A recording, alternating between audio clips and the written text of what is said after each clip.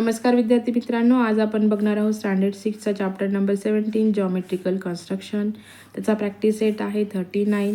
Question number त्याचा 1 आहे. Draw line L, take any point P on the line using a set square. Draw a line perpendicular to line L at the point P. ठीक आहे, त्याच्यावरती आपल्याला एक perpendicular line काढायची आहे. ठीक आहे, मग आता आपण ही लाईन इथे ड्रॉ करून घेतलेली आहे. त्याच्यावरती आपण हा एक पी हा पॉईंट घेणार आहोत आणि तिथून एक आपल्याला परपेंडिक्युलर लाईन काढायची आहे. पण काय यूज करून, तर सेट स्क्वेअर यूज करणार आहोत. तर बघा, सेट स्क्वेअर जो आहे तो कसा ठेवणार आहोत आपण. ठीक आहे, बघा आता ही लाईन घेतलेली आहे आपण, लाईन पी. ओके, याच्यावरती आपल्याला सेट स्क्वेअर ॲडजस्ट करायचा आहे. आता हा आपला पॉईंट आहे. ही लाईन आपली व्यवस्थित त्या पॉईंटच्या इथे येईल असं घ्यायची आहे. बघा, आपण प्रॉपर तो बसवून घेतला आहे. आता हा पॉईंट आणि ही लाईन आपण जी ड्रॉ करून घेणार आहोत. ठीक आहे,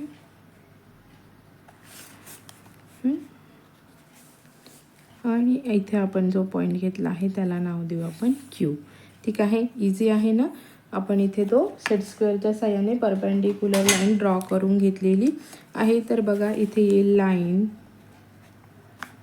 P Q perpendicular line L. Line P Q ही लाईन एलला काय आहे, परपेंडिक्युलर आहे. ठीक आहे, सेकंड नंबरचा क्वेश्चन आहे. Draw a line A B using a compass. Draw a line perpendicular to A B at the point B, perpendicular to line C D at the point B. ठीक आहे, तर आता मी इथे ही लाईन ड्रॉ करून घेतलेली आहे एक. त्याच्यावर ए आणि हे बी दोन पॉईंट घेतलेले आहेत. आता आपल्याला बीमधून परपेंडिक्युलर जाणारी लाईन काढायची आहे. तर आपण इथे काय करणार आहोत, इथे आपण कंपासचा वापर करणार आहोत.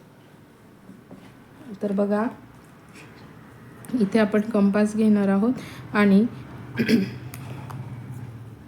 ह्या बी या पॉईंटवर ठेवून एक मेजरमेंट घेऊन आपण हे दोन्ही साईडला असे आर्क करून घेणार आहोत.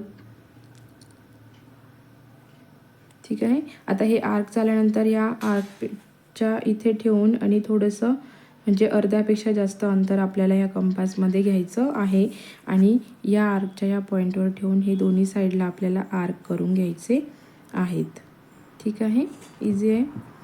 परत इथे ठेवायचं आहे आणि हे याला जॉईन करायचं आहे.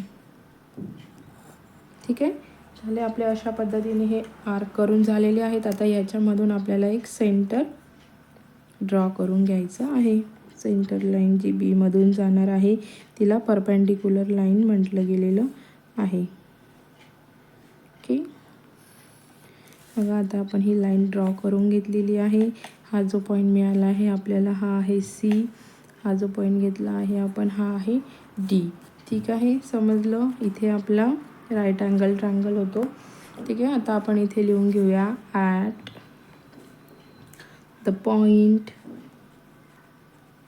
बी line B C is perpendicular line A B. Okay, line B C ही कशावरती परपेंडिक्युलर आहे, लाईन ए बीवरती परपेंडिक्युलर आहे. ठीक आहे, समजलं. बघा, क्वेश्चन नंबर 3 आहे. Draw a line C D, take any point M on the line using a protractor. Draw a line perpendicular to line C D at the point M. बघा, आपण ही लाईन सी डी ड्रॉ करून घेतलेली आहे. आता आपल्याला इथून काय करायचं आहे, एक आपण एम पॉईंट हा सी डीवरती घेऊन घेतला आहे आणि इथून आपल्याला प्रोटेक्टरच्या साहाय्याने एक परपेंडिक्युलर लाईन ड्रॉ करायची आहे. आता बघा, जिथे राईट अँगल ट्रायंगल येतो तिथूनच ती लाईन आपल्याला अशी सरळ मिळणार आहे. तर मग आपण काय करूया, आता ह्या पॉईंटवर म्हणजे एम जो आपण पॉईंट घेतलेला आहे त्याच्यावरती आपलं प्रोटेक्टरचं सेंटर घेऊन घेऊया. ही लाईन व्यवस्थित खालच्या लाईनला मॅच झाली पाहिजे. ठीक आहे, हे मॅच झाल्यानंतर आपलं 90 डिग्री कुठे येते तिथे आपण हा मार्क करून घेणार आहोत.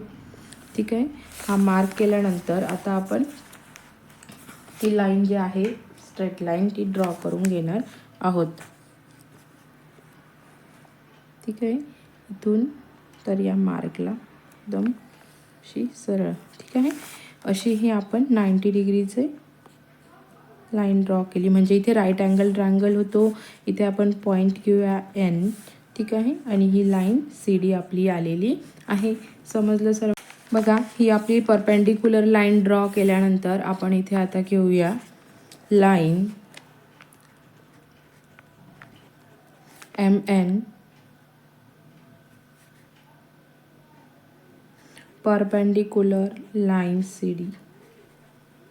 ठीक आहे विद्यार्थी मित्रांनो, समजलं? असेच नवनवीन व्हिडिओ बघण्यासाठी चॅनलला लाईक करा, सबस्क्राईब करा आणि तुमच्या फ्रेंडसोबत शेअर करा. आणि यामागील प्रॅक्टिस सेटचे व्हिडिओ आपल्या यूट्यूब चॅनलवरती जाऊन बघा. थँक्यू.